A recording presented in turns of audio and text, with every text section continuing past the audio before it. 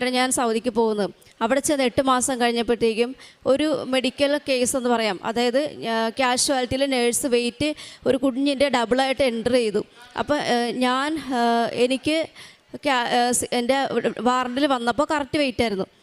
ഡോക്ടറും ആ നേഴ്സും മരുന്ന് ഡോസ് നോക്കാതെ എഴുതിയതിൻ്റെ പേരിൽ ഒരു കുഞ്ഞിന് കിഡ്നി ഇഞ്ചറി ഉണ്ടാവുകയും അതേ തുടർന്ന് ഞാൻ ആകെ ആ കുഞ്ഞിനെ ഒരു ദിവസം നോക്കിയിട്ടുള്ളൂ. അപ്പോൾ ഒരു 3 മാസം കഴിഞ്ഞ് എൻ്റെ ഡിപ്പാർട്ട്മെൻറ്റിലേക്ക് എൻ്റെ നഴ്സ് മാനേജർ വിളിച്ചിട്ട് പറയുവാണ്, നീ ഇനി ജോലിക്ക് വരണ്ട, 5 ദിവസം ഇൻവെസ്റ്റിഗേഷൻ നടക്കുവാണ്, ഈ ഒരു പേരും പറഞ്ഞു. അപ്പോൾ ഞാൻ ആകെ തകർന്നു പോയി.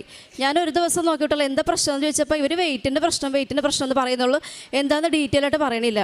അങ്ങനെ ഞാൻ മാതാവിനോട് പ്രാർത്ഥിച്ചു, മാതാവ് എനിക്ക് ഓർമ്മ തരണം എന്താ സംഭവം എന്നുള്ളത്. എനിക്ക് പിന്നെ പിറ്റേ ദിവസം ഓർമ്മ വന്നു.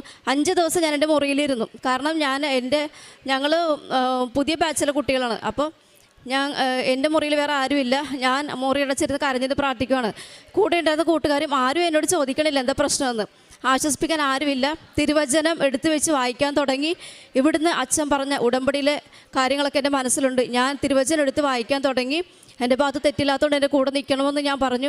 അന്ന് എനിക്ക് കിട്ടിയ വചനം ശക്തനും ധീരനുമായിരിക്കണമെന്നും ഭയപ്പെടുകയോ പരിഭ്രമിക്കുകയോ ചെയ്യുന്നു നിന്നോട് ഞാൻ കൽപ്പിച്ചിട്ടില്ലയോ, നിന്റെ ദൈവമായ കർത്താവ് ഞാൻ അത് പറഞ്ഞ് പ്രാർത്ഥിച്ചു. പിന്നെ എൻ്റെ കൂടെ പഠിച്ചൊരു അച്ഛൻ വൈദികനായി. അപ്പോൾ ഓമനപ്പുഴ ഇടവക അംഗമാണ്. അപ്പോൾ എമ്മച്ചനോട് ഞാൻ കാര്യം അച്ഛനോട് മാത്രമേ പറഞ്ഞുള്ളൂ. അപ്പോൾ അച്ഛൻ എനിക്ക് അയച്ചു തന്ന വചനം ഇത് തന്നെയാണ്. അച്ഛൻ എനിക്ക് മൊബൈൽ അയച്ചു തന്നപ്പോൾ ഈ വചനം തന്നെയാണ്. ഞാനങ്ങനെ ഈ വചനം ഉരുവിട്ട് ശക്തമായി പ്രാർത്ഥിച്ചു, ആരോടും പറഞ്ഞില്ല. കാരണം എൻ്റെ ഭാഗത്ത് തെറ്റില്ലെങ്കിൽ മാതാവും ഈശോയും എൻ്റെ കൂടെ വരുമെന്ന് എനിക്ക് ധൈര്യം തരണം. എനിക്ക് എന്താ ഉണ്ടായതെന്ന് പറയാനൊരു കഥ പോലെ എനിക്ക് ഓർമ്മിപ്പിക്കാൻ എൻ്റെ കൂടെ വരണമെന്ന് പറഞ്ഞു. ഉടമ്പടി എടുത്തപ്പോൾ കിട്ടിയ കാശുരൂപം കയ്യിൽ മുറുകെ പിടിച്ച് ഞാൻ പോയി.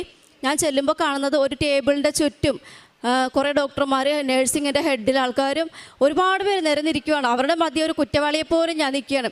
പരിശുദ്ധ അമ്മ എൻ്റെ ആ കാശുരം പിടിച്ച് മുറുകെ പിടിച്ച് പ്രാർത്ഥിച്ച അമ്മ എനിക്ക് ധൈര്യം തരണം. അവരെന്നോട് സ്റ്റാർട്ട് ചെയ്തോളാൻ പറഞ്ഞു.